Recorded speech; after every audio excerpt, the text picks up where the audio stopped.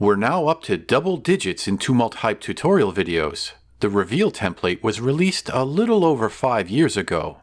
That's what's nice about writing this stuff down. I actually forgot how I did this one. That's especially surprising as this project doesn't involve coding. That's right, you don't need to know JavaScript to make this template work. So, first let's look at the purpose of the reveal template. What does it do? Well, basically, it's a before and after slider. Maybe you're a construction worker and you want to show examples of your work. Maybe you're teaching medical students and you want a cool way to show internal organs or x-rays. Going back to the first heroic tech support video on Photics TV, the reveal template is also interesting with maps. The slider can be used to show the difference between the political or physical maps from the CIA World Factbook. What I wrote back in 2017 was interesting. Perhaps the reveal picture shows undergarments or no clothing at all.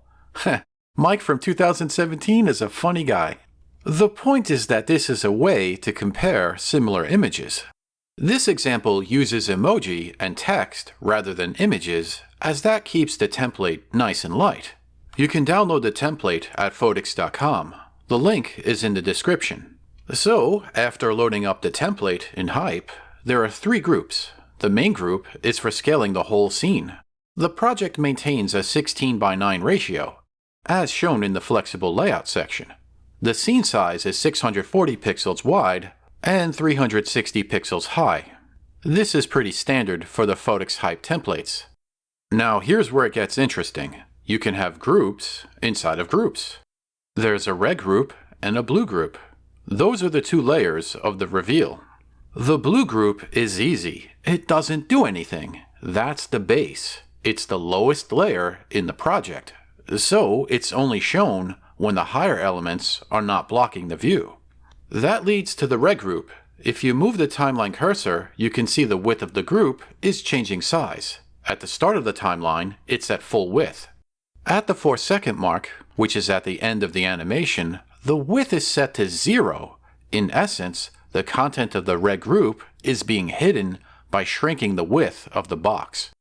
That's why the content overflow setting is critical for this project. By default, the setting is visible, but to make this project work, the setting is changed to hidden.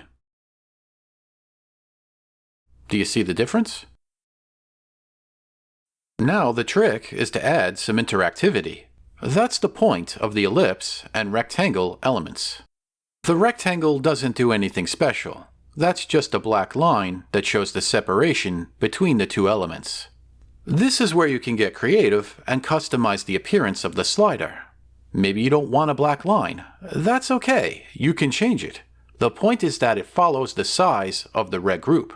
But instead of changing the width of the rectangle element, the left location is changed instead. Also important to know, these transitions are all linear. If it used easing, then the controls wouldn't feel smooth. The speed of the slider would change at the beginning or the end of the animation. The ellipse element controls the action. You can see this by looking at the actions pane. In the onDrag section, the element is using an action called control timeline. So, whenever the element is dragged horizontally, it controls the timeline. As mentioned back in the notes from 2017, I wrote, "While creating this project, I realized that I mixed up the direction of the reveal. Instead of having to redesign my project, I simply used the reverse option." Ah, Mike from 2017, you funny guy. That does show how the settings work, so I'm not changing the template.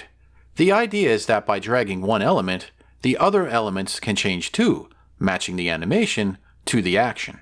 But if you were creating this from scratch, it would automatically reveal the hidden element. In this case, it's the blue group.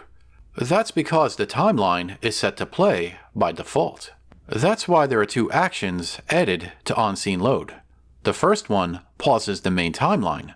The second one jumps to frame 15. That's half a second.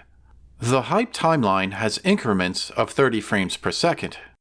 But as mentioned in the FPS video, the actual animation can be shown at a much higher rate. The reason the timeline is being advanced slightly is to create a teaser. Only a little bit of the blue background is revealed, so that the viewer is given a clue that the website has interactive elements. You might want to put your slider right in the middle. That's okay too. But since I have text in the two groups, it didn't read well.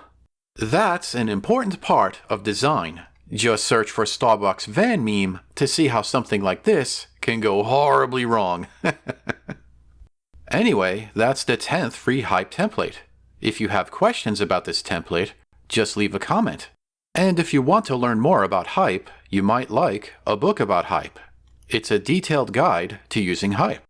And if you want to be notified when future Hype videos are available, subscribe to Photics TV.